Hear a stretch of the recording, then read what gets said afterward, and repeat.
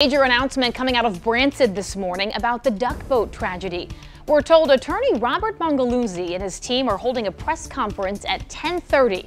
If that name sounds familiar, it's because for the past 8 years, he's tried banning the duckboats.